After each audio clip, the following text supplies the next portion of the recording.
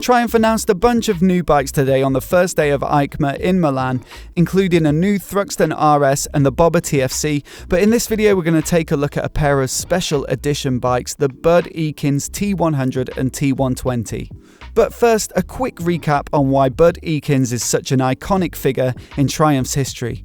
He was one of the best motocross and desert racers in California in the 50s, and this coincided with a time when Triumph dominated the scene with their bikes. Take, for example, the 153-mile off-road Californian Big Bear motorcycle run, which Ekins won in 1957 aboard a Triumph TR6 trophy, while 20 of the top 25 finishers were all on Triumphs.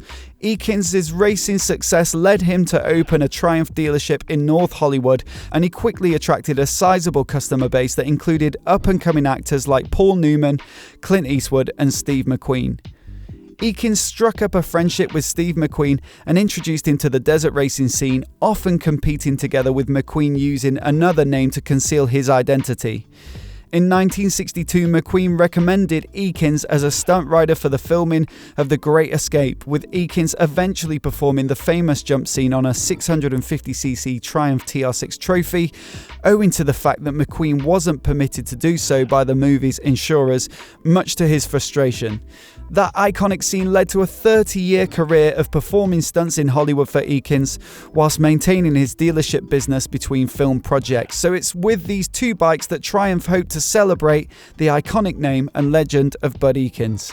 Each of the models comes with a two-tone paint job with hand-painted coach lining on the tank and a heritage Triumph logo, which they say is used for the first time in their modern production lineup. The top of the tank also features a California Flying Globe Bud Ekins logo, as well as on the front mudguard, and the side panels also feature the Bud Ekins name.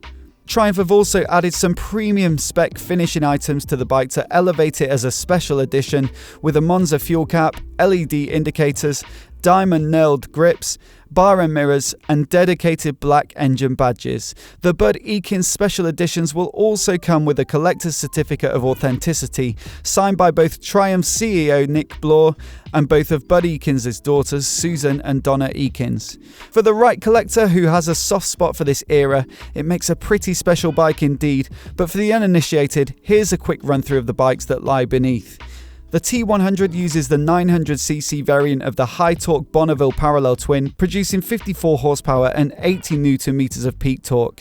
It has a 5-speed gearbox, KYB forks and shocks, and 2-piston Nissin brakes front and rear. The whole package weighs in at 213 kilograms dry. As for the T120, it's a similar bike but with more displacement, power and weight, and therefore better brakes to cope with it all. This 1200cc variant of the Bonneville twin produces 79 horsepower and 105 Nm of peak torque, with a 6-speed gearbox which will make it feel much more comfortable at motorway speeds. Twin discs are used at the front, whilst the weight increases by 11 kilograms to 224. What do you guys make of this Bud Ekins special? There have been a few limited edition releases of the T120 over the years, including the Ace and the Diamond edition, but I think this Bud Ekins take with a striking red paint job is my personal favourite. The grips, bar and mirrors, LED indicators and Monza fuel cap also finish it off nicely. Let me know what you think in the comments below. I always enjoy reading your reactions to these new bikes. I'm heading out to EICMA this week, so I'll be sure to report back with some first-hand footage of this bike. So if you want to see those videos and you're new here, hit subscribe and I'll catch you next time.